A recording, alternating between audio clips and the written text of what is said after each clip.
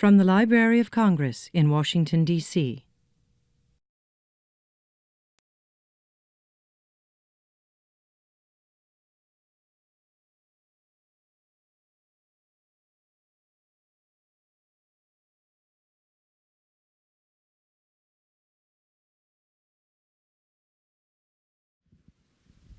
Good evening, ladies and gentlemen. Welcome back. My name is Nick, and I am your cruise director. Not really. It's a great pleasure to have you here this evening. As most of you probably already know, I'm a music specialist and concert producer here at the library. Very pleased to have with us tonight some colleagues from Calefax, and we have Raf and Ivar. So we're really appreciative of their taking the time. And I didn't mess up their names too badly, which is well done. Yeah, thank you. So we're just going to have an informal chat about the ensemble, their backgrounds, and also the repertoire tonight. How many of you have ever been to an all-reed ensemble concert before? Okay, 3, 4, 5, 6, 7. There we go. Anyone else? 8, 9. Great. So it's a very unique occasion. I think we don't hear this type of ensemble so much, but that doesn't diminish it at all. I think it's a really engaging type of ensemble. I'm a horn player myself, so I've played with woodwind players plenty and woodwind quintets.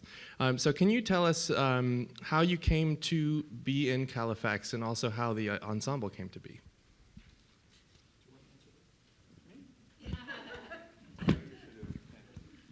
Okay, so this happened in 1985. Our high school, I was 17 years old, our high school was celebrating its 100th birthday. And for that occasion, a composer wrote an opera because we had a very good school orchestra. And we were the guys in the back row making nasty comments on what was happening all the time. And we thought what the orchestra could do, we could do better with the four of us. We were just arrogant, as 17-year-olds are.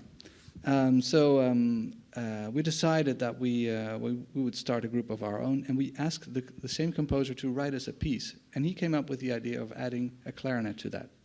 So that was the birth of the group. We premiered the piece in November 1985. The piece was scored for oboe, clarinet, bassoon, and 2 alto saxophones. And the other alto saxophone player at one time came to the rehearsal with a bass clarinet. And we so liked that we decided that should be our final lineup. That's basically the Great. story. Are you both original members of the ensemble? Almost. Yeah, as Raaf said, the composer added a clarinet, but there was not a clarinet amongst their friends. Mm-hmm. So the clarinet part had been played by the teacher German. Mm-hmm. So when the guys left to continue their music education at conservatory, they started looking for a clarinet player, and then I joined. Yeah, so almost from the beginning. Great, excellent. So do you all play in other ensembles too, and how does the experience compare? Is it different from playing in an orchestra or a woodwind quintet? Or is it very much relationship driven in your collegiality between each other? This is a very, very interesting question because especially in woodwind circles, it's very common that they're formed by orchestral players and they play next to their orchestral job, they play in a woodwind quintet. Differently than, for example, string players, where playing in a string quartet is often a full-time position, and string players are often, or quartet players are more dedicated to playing chamber music. So in the beginning, when we did our examination, we all started playing in the Dutch orchestras and subbing, and yeah, like most of our people from our age. But we, at the same time, we were still together as a reed quintet after 5 years, and we really liked it, and we were very ambitious also in playing chamber music. So on a certain point, what was a very important moment in that we committed to our concerts. For example, if one of us would get an offer to go on tour with the Concertgebouw Orchestra, which sometimes happened, and there would be a small concert of Calefax, then we would commit to the Calefax concert. So we all chose for actually the career of Calefax over the orchestral career, which in the beginning I think we played maybe 20 concerts a year, 30 concerts, so we couldn't live from that. So we had to play in orchestras as well to get some money. But over the years it shifted more and more, and it turned into a full-time occupation playing in Calefax. That's really and great. now we're playing about 80 to 100 concerts a year worldwide, and we're nothing doing else. That's what we do, yeah. And it feels great to be a wind player, really dedicated to chamber music. And that's also what we want to share to the music world, and also share with young players, because I think there's a lot of interest in woodwind players to be really dedicated and committed to playing chamber music. Great, thank you.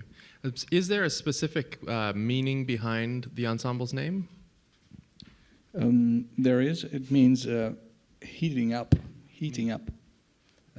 derived from the Greek.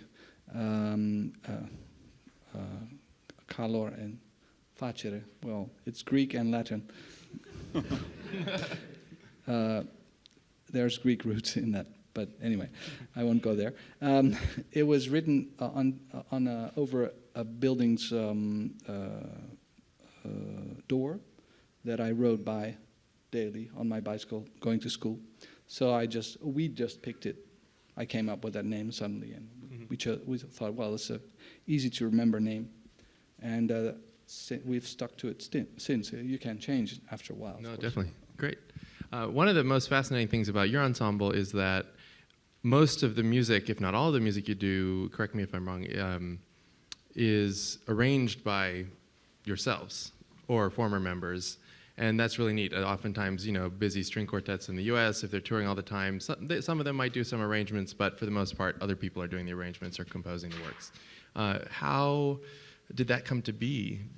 In a plane. In a plane? Well, wow. We arrange in planes and trains. That's cool. Does the environment ever impact then your choices? Of course, Yeah. but we don't know how. I wonder if we could pick out if you're on an American Airlines flight versus the Lufthansa or something like that. But I think this happened more and more over the past years as we've been traveling more. That, of course, arranging takes a lot of work, a lot of time, and also we have families. So at home we also want to spend some time with them. So in the beginning, of course, when we were students, we had the time of the world to just choose the repertoire we wanted to play and arrange it, because there was no original repertoire written for it. But I must add, we also started commissioning pieces for our combination from the beginning. So over the almost 30 years we are playing together now, we have, I think, over 200 original compositions for Reed Quintet. But we mostly play arrangements, that's true, or maybe 80% of the time. And we keep on adding, well, depending on the situation, of course, we do add specially written pieces. Yeah. And there's something interesting happening because maybe Ivar already mentioned, but there are many reed quintets springing up all over the world following our example. And just today I heard a new piece that was written for the Barcelona Reed Quintet, and it's super. So this is generating more and more, so we can't keep up with the pace that it's actually gotten. Great. So if you're transcribing an orchestral piece like Till Eulenspiegel, is there sort of a consistent approach as to which of the reed instruments will get, say, the horn lines, or does it really just vary on the piece and the composer who originally wrote it? I think the first thing you do when you make an arrangement is dig into the structure, to how it's built, and then you make your choices based on that. And sometimes, of course, there would be a instrumental specific sound timbre choice. But well, I like to be surprised by what the structure tells me to do. So will we be surprised by who has the famous horn solo at the beginning? I don't think you will be surprised, Okay.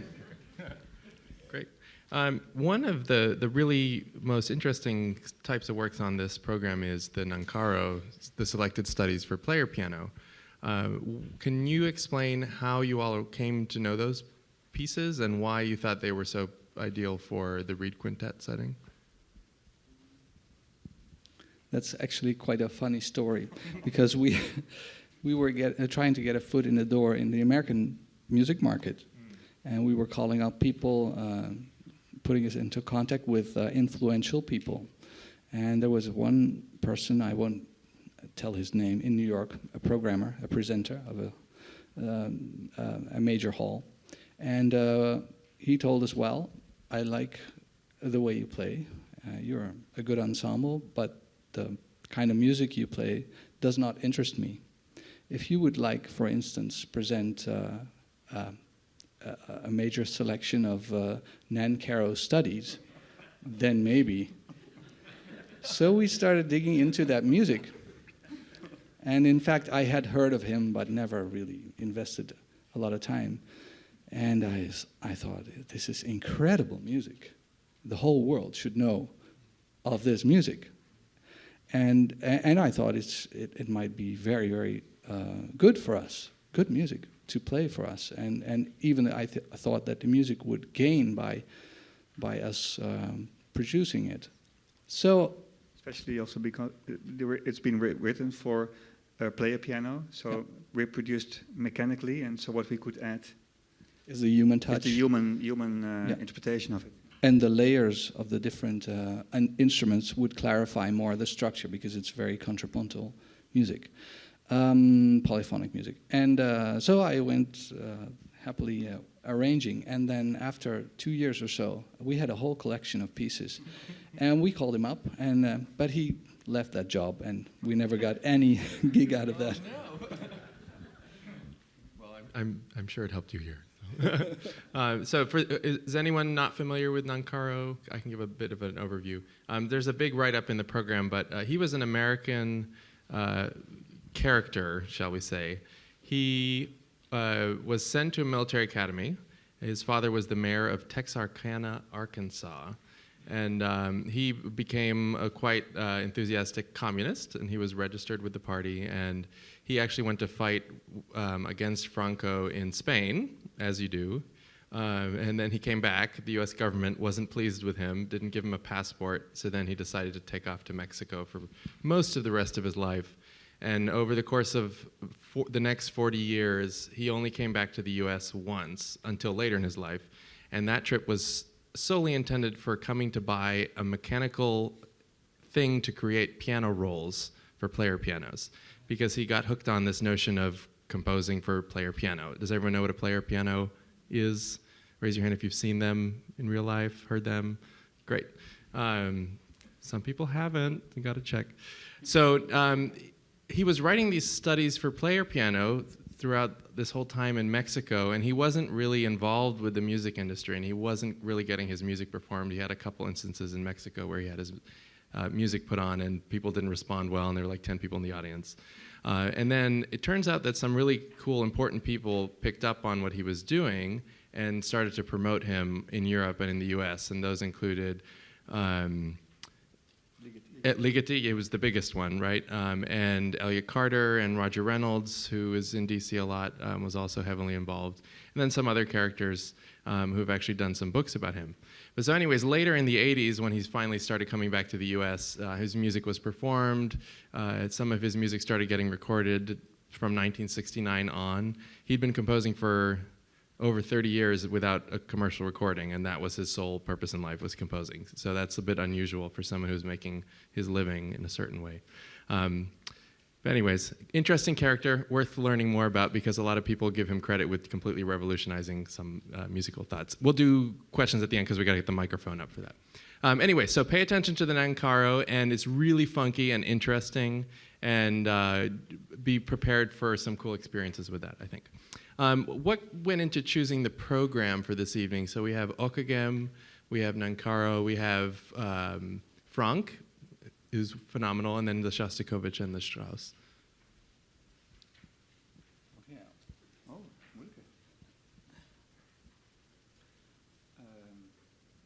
I believe some of it has been chosen for us. Sometimes, you know, it's interesting to tell a little bit about how this goes, because we do a tour. The borders of that tour are preset, and then there are some halls that are immediately on the list, and they have their preferences. So you try to help them, but at the same time there may be other presenters who have other preferences. So sometimes a very versatile program like this, it is versatile, isn't it? Yeah, well, there's a little bit before, because we were asked to present 3 different programs for our tour, and what usually happens then, the presenters that say, well, I would like from program 1, I would like to have that, from program 2, I would like to have that, and from program 3. So in the end, we mixed everything up. But one of the programs was more based on old music, and one other program had more adventurous stuff in it, but it got a bit mixed up. But we really wanted to play a full set of Shostakovich ourselves. That was because it's a very beautiful experience. There will be no talking, just Shostakovich, very different moods going through, and they're beautiful arrangements. So, and then before the intermission, then actually the idea was set to do something around preludes and fugues. So we actually, in the other venues, we played a prelude and fugue from Bach, from the Das Wohltemperate Klavier. But then Mr. Plarler, who invited us, really wanted to have some Ockeghem and Strauss, so we had to sacrifice that. So you have a bit of a mixture. So that's how it goes. Definitely. I think it's a really great opportunity to have so many different types of original compositions represented. So we have both the huge orchestral with the Strauss versus the solo piano, very sort of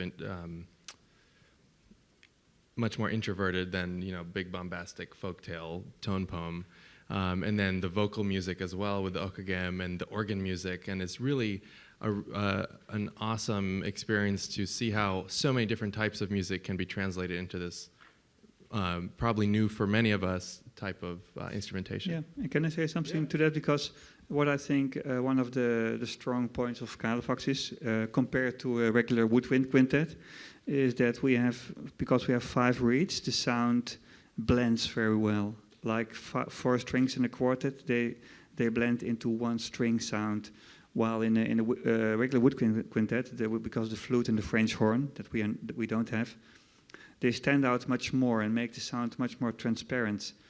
So when we play, for example, vocal music or organ music, which is one instrument or one sound, one type of sound, it also blends very well. And this is why I think for this type of music, our instrumental combination works really well.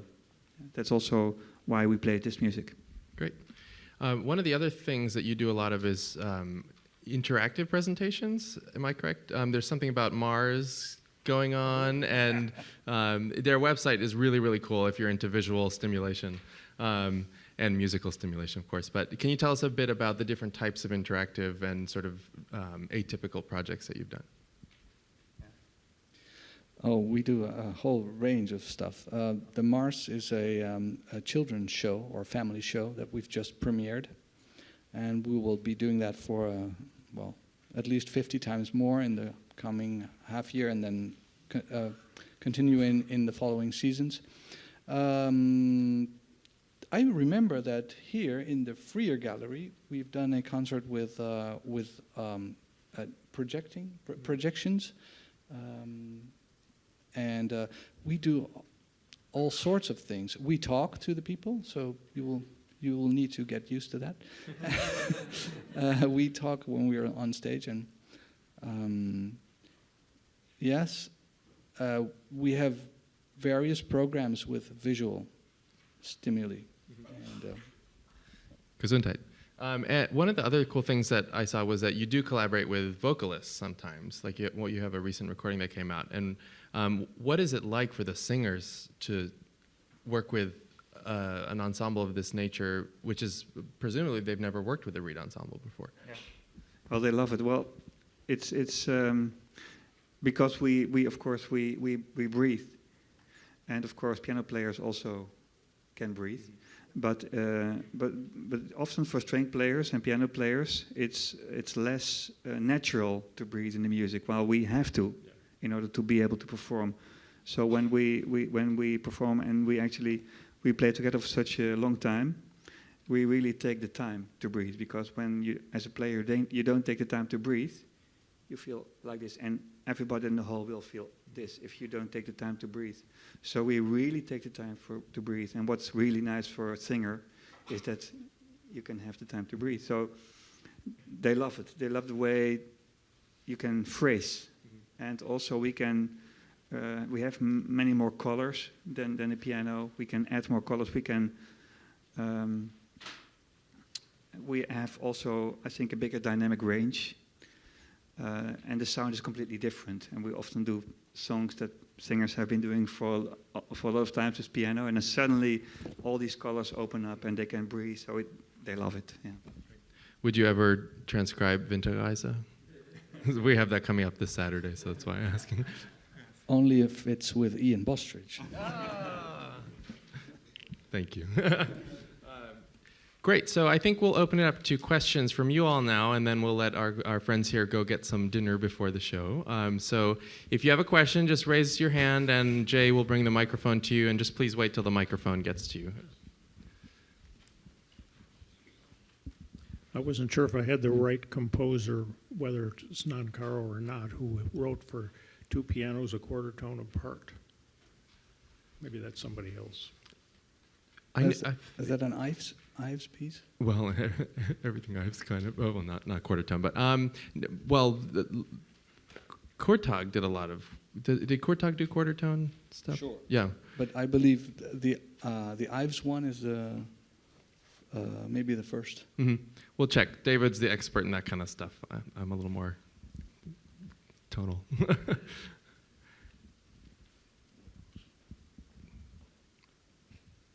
Someone else has got a question. I believe that Nancaro was not really interested in quarter tones. He was more interested in the structure of. He was even not very interested in music.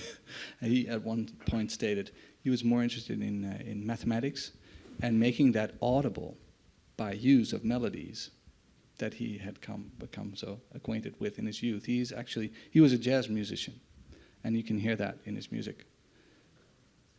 One of the funky things he did in these studies for player piano was that he would have two different parts, and each one would have a different tempo. And then sometimes he would flip it so that line one is going along with one tempo, all of a sudden switches with line two, so that when they get to the end, they're both at the same exact spot, which is kind of interesting. Yeah, and also because there's more composers who have played with this, especially with fugues and having themes played in different tempi. But for example, Bach was a great example of playing with different. He would like have a melody played 2 times or 4 times as fast, but Nancaro would use speeds of 7 times, 5 times, 3 times as fast. So that's completely you can't count that. So you have to calculate it, and it looks very complicated in the score. Great. Any other questions? Ask them now while you can. Or you want me to keep asking them? Is that the deal? Oh, one in the back. There we go. Hi. We just recently got here, so I missed all the wonderful things you said before I arrived. But I wondered if you would just say a little bit about, unless you already have, about the Shostakovich that you're playing. Maybe why did you select the preludes and fugues that you did out of the 24? In general, we can say that the selection of music is being done by the individual arrangers more than by the group, usually. When I speak for myself as an arranger, I'm constantly searching for music to arrange, and sometimes you go places where you haven't been yet, and then you find the passion to find a place in one of the upcoming concerts to do that music. And the same happened, I believe, but now we're talking 25 years ago by our former oboist, Edward Wesley, Alban Wesley's brother, who was very much, who fell in love with Preludes and Fugues by Shostakovich. So he made a whole cycle, 14 out of the 24 Preludes and Fugues. And tonight we will perform 7 of them. And maybe to add, but maybe that's too obvious, but of course Shostakovich was inspired by Bach's Wohltemporierte Klavier that goes through all the tonalities, minor, major, so Shostakovich did the same cycle. Yeah. Oh yeah, and maybe another aspect referring to this is that we love to connect music to each other. So you have obviously the Bach cycle and you have the Shostakovich cycle, but there's also a Hindemith cycle, and we have done that in one program. As with many other pieces, there are so many connections you can make between composers, even if they are from different regions and different times. And in this program, you can very well hear that Bach that Shostakovich is referring to a much older composing style by Bach, so he's looking back to the past in a way. And we are doing this a lot when we program. We combine old music and new music. Yeah, that's what we like to make this kind of connections. More questions? There we go. I guess just in terms of music history, you look at the string quartet, and that was pretty much for, receptions and palaces, and it was incidental music, which of course, that was the case for a lot of woodwind music. The string quartet took its own history and became more concert hall variety music. But woodwind quintet, you mentioned Hindemith, he's really about the only composer that comes to mind for me that wrote for wind quintet. There's the Nielsen wind quintet, and there are a few other things people think of, but it really is a wonderful sonority of sounds. Do you think have I been missing something that I should be listening to, or do you think that you're part of a renaissance of making this ensemble of instruments something that will create more repertoire and advance the tradition, which obviously was a big one at the time of Mozart and even early Beethoven, of a lot of woodwind music? Yeah, I'm not sure if I completely understand the question, but in terms of answering the question whether you have been missing out on something, I just would like you to listen and tell for yourself.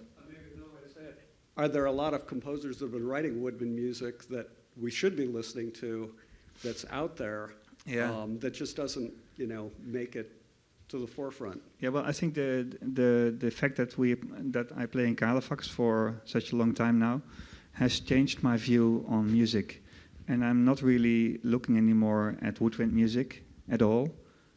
And what I do a lot and what I like a lot is doing a lot of doing research into music, and even not only classical music.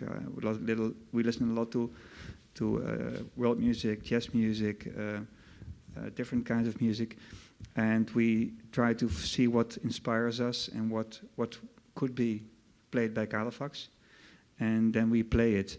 So and it happens to be that it's not usually wind music that we perform. Sometimes it is, but it often is like string, piano, keyboard, or vocal music that we play. Does that answer your question? Just a little follow-up on that. We had a talk in December specifically about woodwind quintets, and the President's Own Marine Band Woodwind Quintet played a couple quintets here in the Coolidge, and so that video will be up soon, and it talks all about sort of American composers of the 20th century doing woodwind quintets. And for me personally, this does not represent the Library of Congress officially. Woodwind quintets still need help to get put out into the mainstream concert world, and part of that responsibility lies on performers, and part of it lies on the producers and the audiences. And if if you want to hear more woodwind quintets, talk to the presenters whose concerts you go to and tell them that. Because I think historically string quartets have, of course, dominated the chamber music world, and so then maybe the woodwind lovers don't go to string quartet concerts as much, and they just separate themselves, whereas why not just have everything kind of together, in my opinion.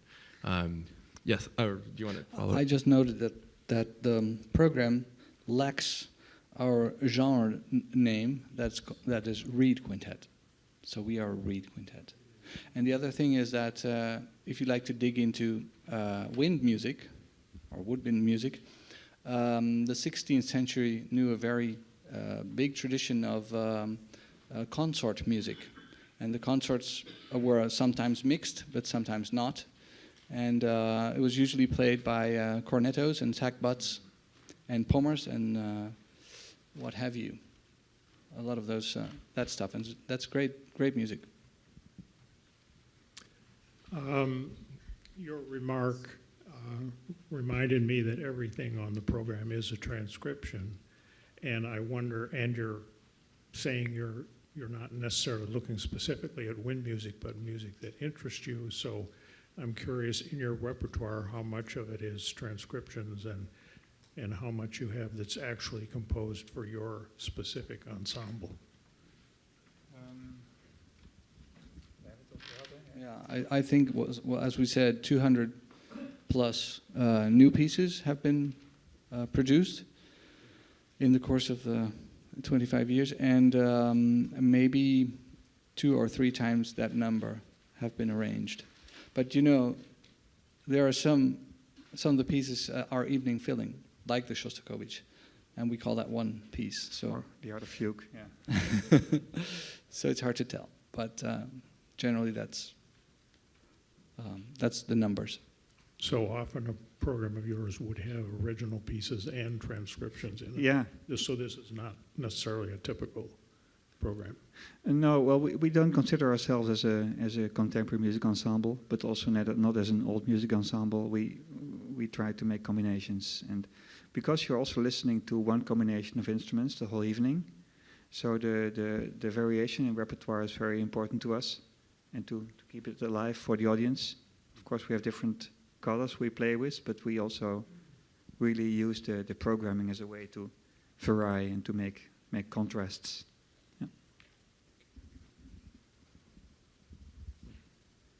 One other follow-up on the woodwind quintet thing. It was interesting when we talked to the musicians from the Marine Band who were put together especially for this project here, and they said they don't actually get to play as much woodwind quintet music as they would like, and that's a result of many different factors, but I think as people realize there's a demand for that kind of repertoire, then it'll get programmed more. But here in DC, we're very lucky to have all of these military bands that have, we have dozens of the top woodwind players and brass players in the country just right here giving all those programs for free, which is pretty unique. So there's actually I found one place online, I can find the link and send it to you, that has a list of like 500 American woodwind quintets from the last 100 years or so. So we'll get you listening to all of them. Yes? I read in the program where years ago you switched from 2 saxophones to now you have a bass clarinet. So I just wanted some of your thoughts about the colors of each, or how your group changed maybe when you switched to bass clarinet. And just as a follow-up about transcriptions, I heard a lovely, this is on CD, but it's I think it's John Dowland songs for voice and originally viol consort that was arranged for a saxophone quartet. I thought that really worked. But anyway, I just wanted to hear your thoughts about the bass clarinet and saxophone and the sort of the colors of the instruments. Well, the answer to the first question is very simple, because when we had 2 saxophones, 2 alto saxophones, we actually had a balance problem. We had too much middle voice and we lacked bass. And when we were talking to, I was talking to a composer friend, and he really pointed it out. I just want you to, I need more bass. And it happened to that one of our saxophone players, who mainly played soprano saxophone, was very interested in learning the bass clarinet. So we tried out, and we suddenly were, because the saxophone blends very well, but it also well, two saxophones, they just create a balance problem. The middle voices become too loud, so we had a disbalance, and we found out when he started playing bass clarinet, and we knew immediately that was we were rid of the problem of the disbalance, and we didn't really plan what we are doing now. It evolved. When we were at conservatory, we were getting in touch with all music. We had great music, all music specialists like Paul van Nevel, a very famous Belgian conductor, really much into old music. He was giving courses about old music. Ancient music, sorry. And he just gave us all the repertoire on a plate, and we just started making arrangements and playing it, and we loved it, and it worked. So we just added all those stuff to the repertoire. And we have done quite a few Dowland things. The Lacrime, or 7 Tears, which are a reworking of himself of that song. Flow My Tears. Great. We have time for one more question. There we go in the back. Where did the name Calefax come from? Now we will ask someone in the audience. Huh? Yeah, so yes. Who in the audience knows?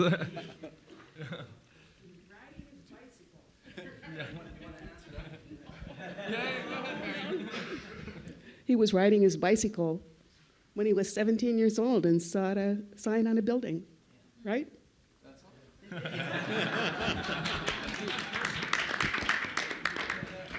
Great.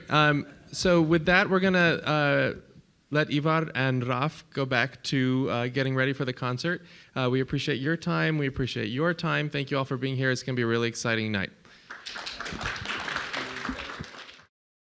This has been a presentation of the Library of Congress. Visit us at loc.gov.